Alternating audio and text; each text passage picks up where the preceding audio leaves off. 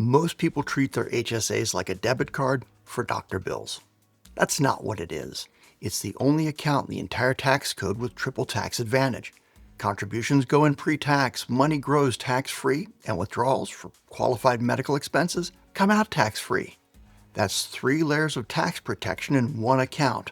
I've been doing financial planning for pre-retirees for over 3 decades, and this is the account I see misused more than any other by people who otherwise have everything right. The problem isn't that people don't know what an HSA is. They do. They just think it's a healthcare spending account.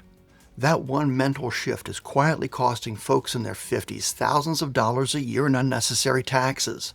In this video, I'm going to show you 3 things: how the account actually works as a retirement tax tool, who can still use it for 2025 taxes before April 15th, and the mistakes that are silently wiping out the benefit even before you've already funded the account. By the end, you're going to know exactly whether this move applies to your situation and what to do before that window shuts. Most people who have an HSA think of it the same way. They got one through work, to pay for prescriptions, co-pays, maybe some glasses. It's a healthcare account. That's the frame. And that's the exact frame that's costing them thousands. Because here's what's exactly sitting behind that account. And most people in their 50s have no idea. An HSA has what's called triple tax advantage. And once you see how this compares to other accounts you have, you're going to wonder why nobody explained this to you earlier. Your contributions, they go in tax deductible. That reduces your taxable income this year. Right now, the money grows inside the account tax-free. No capital gains, no annual tax. And when you pull it out for qualified medical expenses, it comes out completely tax-free. Now, most accounts give you one of these maybe.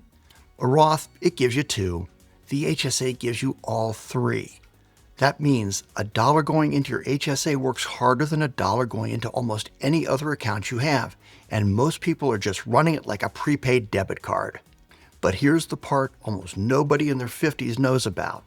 After age 65, an HSA behaves like a traditional IRA for non-medical withdrawals. You can pull the money out for anything. You just pay ordinary income tax on it, same as a 401k. So, in the worst case, this is a retirement account. In its best case, it's the most tax-efficient account you have. So, if you've been treating this like a place to park money for co-pays, that reframe matters for everything I'm about to show you. Because right now, if you are in the right kind of health plan in 2025, there's still a window open to use this account for your 2025 taxes. But there's one eligibility rule that trips up a lot of people in their 50s, and if you get it wrong, you could actually owe penalties on the money you've already put in. So let's make sure you're on the right side of that line.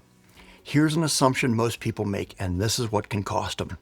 They assume HSA contributions work like 401k contribution, that if they didn't put the money in during 2025, they missed out. The year is over, the window's closed. But that assumption is wrong, and they're leaving real money on the table right now. In a second, I'm going to show you exactly how much you can still put in and what it's worth to you in actual tax savings.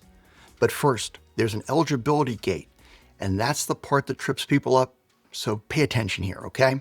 To contribute to an HSA for 2025, you had to be enrolled in an HSA-eligible high-deductible health plan, an HDHP, during 2025. If your health insurance last year was a traditional plan through your employer or your spouse's employer, you're not eligible. That's the gate. But before you do anything else, pull out your 2025 insurance documents and confirm your plan qualifies. If you were on an HDHP, there's one more critical step most people miss. When you log into your HSA portal to make your contribution, you have to designate it as a prior year contribution, 2025, not 2026. If you skip that step, the money counts towards this year's taxes. The deduction you were trying to capture disappears. I'm going to cover that again in the mistakes section, but I want you to have that in your minds right now. So if you are on an HDHP in 2025, here are the contribution limits. $4,300 self-only coverage, $8,550 for a family coverage. And if you were 55 or older at any point in 2025, you can add an extra $1,000 catch-up contribution on top of whatever that limit applies to you. That brings the family limit to $95.50 for a single account holder at 55 or older. Now, one important nuance I need you to pay attention to: if both you and your spouse are 55 or older and both are HSA eligible, you each get the $1,000 catch-up, but it has to go into separate HSAs. You can't stack one on top of the other in an account. So whatever gap exists between what you've already contributed in your HSAs in 2025 and those limits, that's still available to you. Now, depending upon your tax bracket and your coverage type, the deduction on a maxed out contribution could represent $1,000 in federal tax savings. And for families in the 24% tax bracket with the catch-up eligibility, that number is north of $2,000. And it's all on the table until April 15th. Hey, if you're getting value from this kind of deadline-specific content, the kind that gets to you before the window closes, not after, the link to join my weekly email is down in the description. This is the kind of information I send out every week. But before you fund anything, you need to know about the mistakes that can turn this deduction into a tax penalty.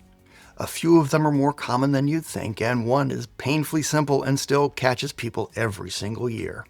There are 4 ways this can go wrong, and each one has a simple fix, but they're only simple if you know to check.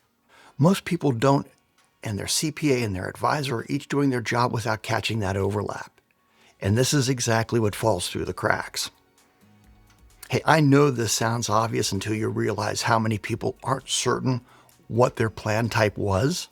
If you contributed to your HSA in 2025, but your healthcare plan didn't qualify as an HDHP under the IRS rules, those contributions are considered excess contributions. You'll owe tax on that excess plus a 6% excise penalty.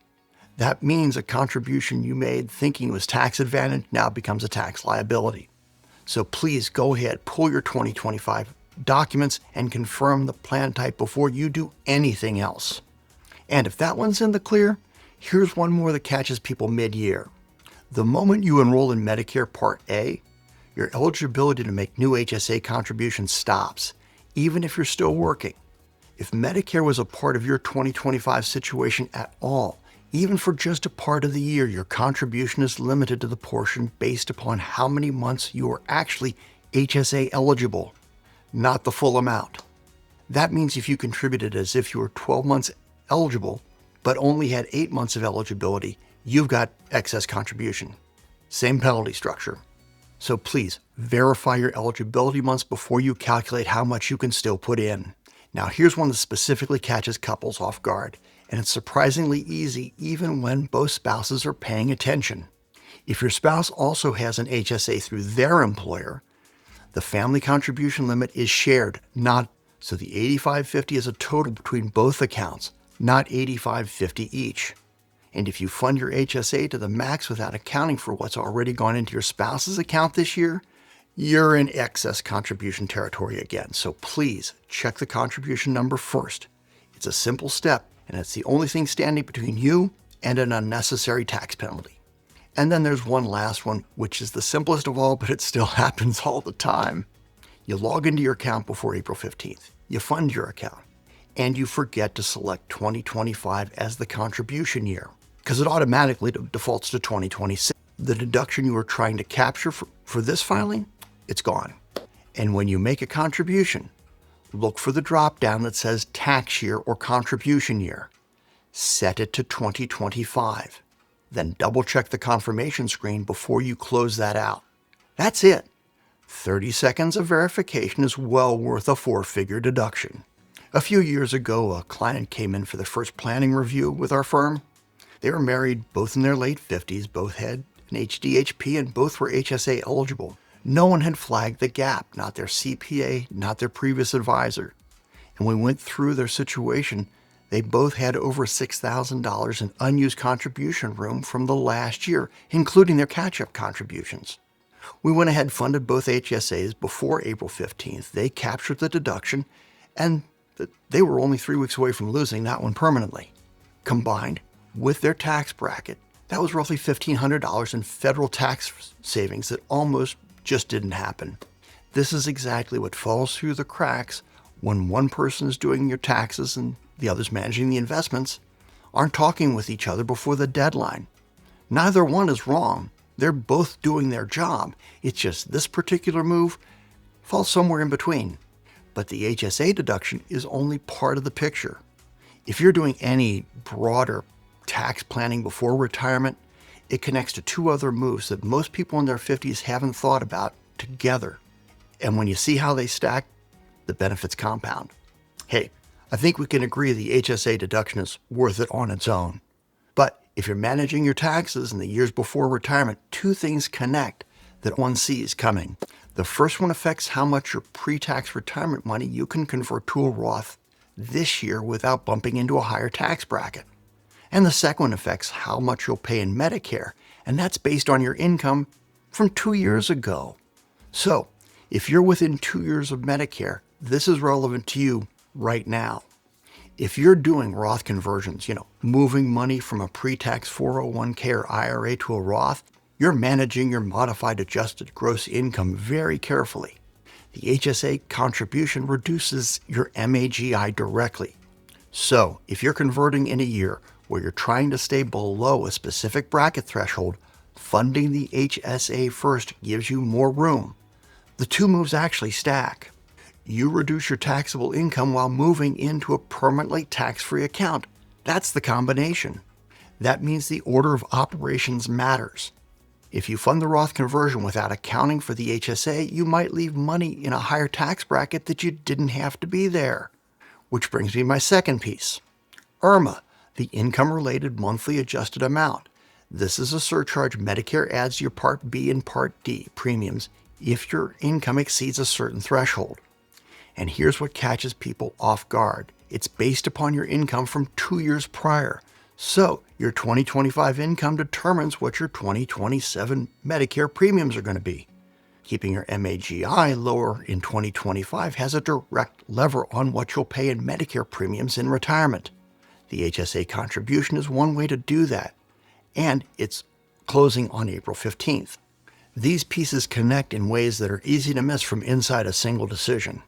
The HSA move is real and it's worth making. But whether it fits into your Roth conversion timing, your IRMA exposure, and where you are in your retirement runway, that's not a checklist. That's a conversation with someone who knows the full picture. By now, I hope you see this account differently than you did when we started. It's not a healthcare spending account. It's a triple tax advantage vehicle with catch-up provisions and an April 15th window that most people still don't know is open. Knowing this move exists is step one. Knowing whether it fits into your specific income, your healthcare history, your conversion strategy, and your Medicare timeline, that's the part that actually determines what you do with it. If you want to understand how to sequence these moves in years right before retirement, Roth conversions, IRMA management, and when to stop contributing to pre-tax accounts altogether, I put together a video that goes into it exactly. It's a natural next step from what we just covered, and it's right up here on the screen. And if you want this kind of deadline-specific content before the window closes, not after, the link to my weekly email is in the description. I'm Tim Gardner. Thanks for watching, and I'll see you in the next video.